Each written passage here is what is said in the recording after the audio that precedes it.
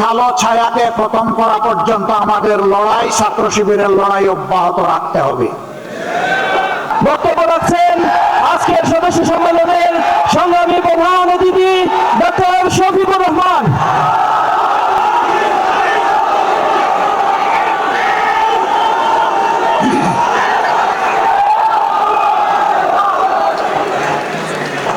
আসসালামু আলাইকুম ওয়া রাহমাতুল্লাহ। আলহামদুলিল্লাহ রাব্বিল আলামিন ওয়াসসালাতু ওয়াসসালামু আলা রাসূলিহিল কারীম ওয়া আলা আলিহি ওয়া সাহবিহি ওয়া আহলি বাইতি আজমাইন। শহীদি চাদরে রক্ত মোড়ানো প্রিয় সংগঠন বাংলাদেশ ইসলামী ছাত্র শিবিরের 2025 সালের কেন্দ্রীয় সদস্য সম্মেলনের সম্মানিত সভাপতি, আমাদের কলিজার টুকরা কাফেলা বাংলাদেশ ইসলামী ছাত্র শিবিরের কেন্দ্রীয় সভাপতি স্নেহভাজন ভাই জাহিদুল ইসলাম, ইসলামী ছাত্র শিবিরের সাবেক কেন্দ্রীয় সভাপতিবৃন্দ, সম্মানিত অতিথিবৃন্দ, ফরেন গেস্ট এন্ড ডিগনিটারিজ, সদস্য সম্মেলনের প্রাণ, প্রিয় সদস্য ভাইরা এবং সাংবাদিক বন্ধুগণ, আজকে জুমার দিন, আমরা বেশি কথা এখানে বলবো না এবং বলার তেমন প্রয়োজনও নেই, কারণ আজকের এই অডিয়েন্স অত্যন্ত সজাগ, সচেতন এবং বুদ্ধিদীপ্ত। দু চারটে কথা বলে ইনশাআল্লাহ আমি বিদায় নেব। আজকের বাংলাদেশ, যে বাংলাদেশটা এখন আমরা দেখছি, এই বাংলাদেশ পেতে 47 থেকে 24 পর্যন্ত আমাদেরকে অপেক্ষা করতে হয়েছে। বাংলাদেশকে এই পর্যায়ে আসতে ঢাকা বিশ্ববিদ্যালয়ের মেধাবী ছাত্রনেতা শহীদ আব্দুল মালিক থেকে শুরু করে সর্বশেষ বিপ্লবী শরীফ উসমান হাদি পর্যন্ত অনেককে জীবন দিতে হয়েছে। যুগে যুগে দেশের জন্য, দিনের জন্য লড়াই করে যারা জীবন দিয়েছেন, দেশে কিংবা প্রবাসে যেখানেই হোক, মহান রবের দরবারে দোয়া করি আল্লাহ তাদেরকে মর্যাদাবান শহীদ হিসাবে কবুল করুন। আমরা তাদের জীবন এবং রক্তের কাছে ঋণী। তাদের সাথে আরো যারা লড়াই করে আহত এবং বঙ্গুত্ব বরণ করেছেন, আমরা তাদের প্রতি গভীর শ্রদ্ধা নিবেদন করছি। সুপ্রিয় ছাত্র সমাজ, বাংলাদেশ ইসলামী ছাত্র শিবির আজ শুধু একটি সাধারণ ছাত্র সংগঠন নয়, কার্যত 24-এর বিপ্লব পরবর্তী এই সময়ে বাংলাদেশের আপামর ছাত্র সমাজ তাদের অন্তরের ভালোবাসা দিয়ে এই সংগঠনকে গ্রহণ করার মধ্য দিয়ে এই ম্যান্ডেট দিয়েছে আজ ছাত্র শিবিরকে ছাত্র সমাজের অভিভাবকের দায়িত্ব পালন করতে হবে। আমাদের প্রতিটি শিক্ষা প্রতিষ্ঠানকে চরিত্র গঠন, নৈতিক শিক্ষা, আধুনিক শিক্ষা এবং গবেষণার পূর্বর ক্ষেত্রে পরিণত করতে হবে। দুঃখের বিষয়, 54 বছর ছাত্রদের হাত থেকে কলম কেড়ে নেওয়া হয়েছিল। প্রবলমতী ছাত্রদেরকে বিভ্রান্ত করে তাদের হাতে অস্ত্র তুলে দেওয়া হয়েছিল। শিক্ষা প্রতিষ্ঠানগুলো মিনি ক্যান্টনমেন্টে পরিণত হয়েছিল। আমাদের মেয়েদের ইজ্জতের কোনো গ্যারান্টি ছিল না, ছাত্রদের জীবনের কোনো গ্যারান্টি ছিল না, তাদের ক্যারিয়ারের কোনো গ্যারান্টি ছিল না। তাদেরকে এই সমস্ত শিক্ষা প্রতিষ্ঠানে পাঠিয়ে মা বাবা সবসময় উদ্বেগ উৎকণ্ঠায় থাকতেন। সেই কালো অধ্যায় আজকে বিদায় নিতে শুরু করেছে, কিন্তু কালো ছায়া এখনো জাতির উপর থেকে যায়নি। এই কালো ছায়াকে খতম করা পর্যন্ত আমাদের লড়াই, ছাত্র শিবিরের লড়াই অব্যাহত রাখতে হবে। আর যাতে শিক্ষা প্রতিষ্ঠানে কলমের বদলে অস্ত্র হাতে না উঠে, মাদকের বোতল হাতে না উঠে, মেয়েদের নিয়ে কোনো ধরনের বাড়াবাড়ি করা না হয়, আমাদের মায়েরা মেয়েরা শান্তি এবং নিরাপত্তার সাথে তারা যাতে লেখাপড়া করতে পারে, প্রতিটি ছাত্র যাতে তার মেধা বিকাশের জন্য উৎসাহ নিয়ে ঝাঁপিয়ে পড়তে পারে, সেই পরিবেশ সৃষ্টি করার প্রধান দায়িত্ব আজকে ইসলামী ছাত্র শিবিরের উপর অর্পিত হয়েছে। আর ছাত্র শিবিরের জন্ম হয়েছে এই জন্যে যে এরা জাতিকে চরিত্রবান, দেশপ্রেমিক, মেধাবী, আগামী দিনের নাগরিক এবং কারিগর তৈরি করে জাতিকে উপহার দেবে। আগামী দিনের দায়িত্ব নেওয়ার জন্য এই ছাত্র সমাজকে আজকে প্রস্তুতি নিতে হবে। আমরা জীবনের একটা পর্যায়ে চলে এসেছি, আমরা যা পেরেছি লড়াই করেছি, বাকি লড়াইয়ের এই রুমাল, এই রিলে রেসের শেষ ডেস্টিনেশন পর্যন্ত শক্ত করে হাতে ধরে সামনের দিকে তোমাকে দৌড়াতে হবে। তুমি সেই ছাত্র শিবির। আজ ছাত্র শিবিরের কাছ থেকে মানুষ যদি হতাশ হয়, যাওয়ার বিকল্প কোনো ঠিকানা এখনো তৈরি হয় নাই।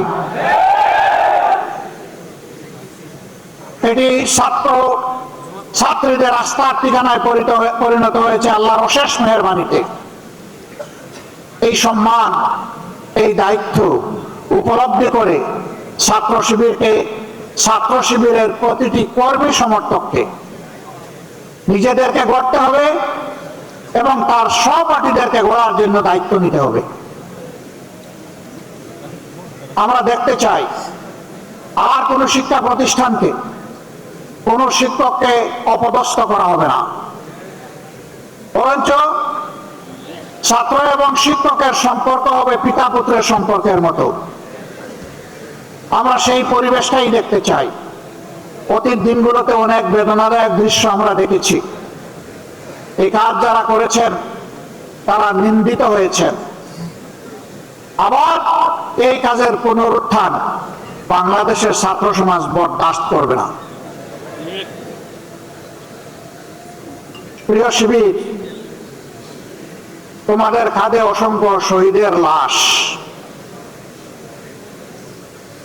আর তোমাদের কাঁধে 18 কোটি মানুষের প্রত্যাশার বোঝা। আল্লাহ তাআলা এই বোঝা তোমাদের জন্য হালকা করে দিন। এই বোঝা বহন করার শক্তি তোমাদেরকে দান করুন। তোমাদের এই বিজয় শিক্ষা প্রতিষ্ঠানগুলোতে ইঙ্গিত দিচ্ছে আগামী দিনে ইনসাফের বিজয় হবে বাংলাদেশে ইনশাআল্লাহ। ছাত্র সমাজ তোমাদেরকে ভোট দিয়েছে, তোমাদেরকে ইনসাফের প্রতীক হিসাবে তারা দেখতে চায়, অন্য কোনো কারণ নেই। আজ বাংলাদেশে ইনসাফের বড় অভাব, আর সেই ইনসাফের ভিত্তি হচ্ছে আল্লাহর কোরআন। নবী মুহাম্মদ রাসূলুল্লাহ সাল্লাল্লাহু আলাইহি সাল্লামের সুন্নাহ। কোরআন সুন্নাহকে বাদ দিয়ে দুনিয়ায় কোথাও ইনসাফ কোনো কালে কায়েম হয়নি, হওয়ার কোনো সম্ভাবনা নেই। এই ব্যাপারে আমরা খুবই ডেসপারেট। আল্লাহ তাআলার দেওয়া বিধান অনুযায়ী মানুষের জীবনে শৃঙ্খলা সমৃদ্ধি আমরা ফিরিয়ে আনতে প্রতিশ্রুতিবদ্ধ। আমরা একটি দুর্নীতিমুক্ত, বৈষম্য মুক্ত, ইনসাফ ভিত্তিক মানবিক বাংলাদেশ করতে চাই। এমন একটি শিক্ষা ব্যবস্থা তোমাদের জন্য আয়োজন করতে চাই, যেই শিক্ষা ব্যবস্থা তোমাদেরকে মানুষের মতো মানুষ হতে সাহায্য করবে, যেই শিক্ষা ব্যবস্থা তোমাদেরকে শিক্ষার চরম উৎকর্ষে পৌঁছে দেবে এবং এই শিক্ষা নিয়ে, উন্নত চরিত্র নিয়ে, দক্ষ কারিগর হয়ে তোমরা সমাজ গঠনে আত্মনিয়োগ করবে। আর একজন যুবক যুবতীও বেকার থাকবে না। অনেকে সংখ্যাগণে বলছেন আমরা এত কোটি এত লক্ষ যুবকে কর্মসংস্থান দিব, বাকিদের কি হবে? বলছেন বাকিদেরকে ভাতা দেবেন। আমরা আমাদের যুবকরা কারো কাছ থেকে বেকার ভাতা গ্রহণ করুক তা দেখতেও চাই না, শুনতেও চাই না। প্রতিটি যুবকের হাতকে দেশ করার কারিগরের হাতে পরিণত করতে চাই। প্রত্যেকটি হাতে কাজ তুলে দিতে চাই, বেকার ভাতা নয়। বেকার ভাতার পরিবর্তে এরাই দেশে সকল ক্ষেত্রে বিপ্লব সাধন করবে, সেই বিপ্লবের বাণী তাদের মুখে পৌঁছে দিতে চাই, শক্তি তাদের মুখে তুলে দিতে চাই, আর তাদের হাতে কাজ তুলে দিতে চাই। সম্মানিত বন্ধুগণ, তোমরা তৈরি হও, ইনশাআল্লাহ তোমরা পারবা। আমরা তোমাদের সাথে আছি। আমি বরাবর বলি, চুল দাড়ি সাদা দেখে ভুল বুঝবা না, তোমাদের চাইতে আমরা কম যুবক না। আমার সাথে তোমাদের অনেক সহকর্মী কাজ করতে গিয়ে মাঝে মাঝে তাদের বিশ্রাম নেওয়া লাগে। আমি বলি, ছোট্ট এই জীবনে বিশ্রাম নেওয়ার অবকাশ কোথায়? বিশ্রাম আল্লাহ তাআলা আমাদের কিসমতে কপালে রাখলেন, ইনশাআল্লাহ পরম প্রশান্তিতে নেব। কিন্তু এটি দুনিয়া নয়, এই দুনিয়া বুকের নয়, এই দুনিয়াতে আগের ইনশাআল্লাহ। বাংলাদেশ জামাতে ইসলামী, ইসলামী সংগঠন সমূহ এবং দেশপ্রেমিক অন্যান্য সংগঠনকে সাথে নিয়ে সেই ইনসাফের ত্যাগের বাংলাদেশ করতে চায়। যারাই আমাদের সাথে আসবেন তাদের প্রতি আমাদের বার্তা স্পষ্ট। নাম্বার ওয়ান, আপনি দুর্নীতি করতে পারবেন না, আর কোন দুর্নীতিবাজকে আপনি প্রশ্রয় দেবেন না। নাম্বার টু, সমাজের সকল ক্ষেত্রে সকলের জন্য সমান বিচার নিশ্চিত করা হবে। কোন রাজনীতিবিদ বিচারের দিকে তাকাতে পারবেন না, হস্তক্ষেপ করতে পারবেন না। নাম্বার থ্রি, সকল জঞ্জালের কবর রচনা করার জন্য জনগণ যে সংস্কারের দিকে তাকিয়ে আছে, সেই সংস্কারের সমস্ত সুপারিশমালাকে বাস্তবায়ন করার প্রতিশ্রুতি দিতে হবে। এই তিন প্রতিশ্রুতিতে যারা একমত হবেন, মোস্ট ওয়েলকাম, আসেন, আমরা সবাই মিলে দেশ গড়ব ইনশাআল্লাহ। সব ধর্ম, সব দল, সব জাতি মিলে ঐক্যবদ্ধ বাংলাদেশ নিয়ে আমরা সামনে এগিয়ে যাব। সেই ঐক্যবদ্ধ বাংলাদেশ ইনশাআল্লাহ শুধু বাংলাদেশকে রাস্তা দেখাবে না, ইনশাআল্লাহ সেই বাংলাদেশ দুনিয়ার বহু দেশকে রাস্তা দেখাবে ইনশাআল্লাহ। সেই দিনটির অপেক্ষায় আমরা লড়ে যাব। আমরা আমাদের জায়গা থেকে সর্বোচ্চটা দিয়ে যাব। আল্লাহ রাব্বুল আলামিন আমাদেরকে সাহায্য করুন, আল্লাহ রাব্বুল আলামিন আমাদেরকে রহম করুন, এবং আল্লাহ রাব্বুল আলামিন তার নিজের জন্য খালেসভাবে আমাদেরকে কবুল করুন। আজকের এই সম্মেলনে আমাকে এখানে কথা বলার সুযোগ করে দেওয়ার জন্য আরেকবার ইসলামী ছাত্র শিবিরকে অন্তরের অন্তঃস্থল থেকে ধন্যবাদ, গভীর কৃতজ্ঞতা জানিয়ে আমার বক্তব্য এখানেই শেষ করছি। আল্লাহ হাফেজ। বাংলাদেশ জিন্দাবাদ, বাংলাদেশ ইসলামী ছাত্র শিবির জিন্দাবাদ। আসসালামু আলাইকুম ওয়া রাহমাতুল্লাহ।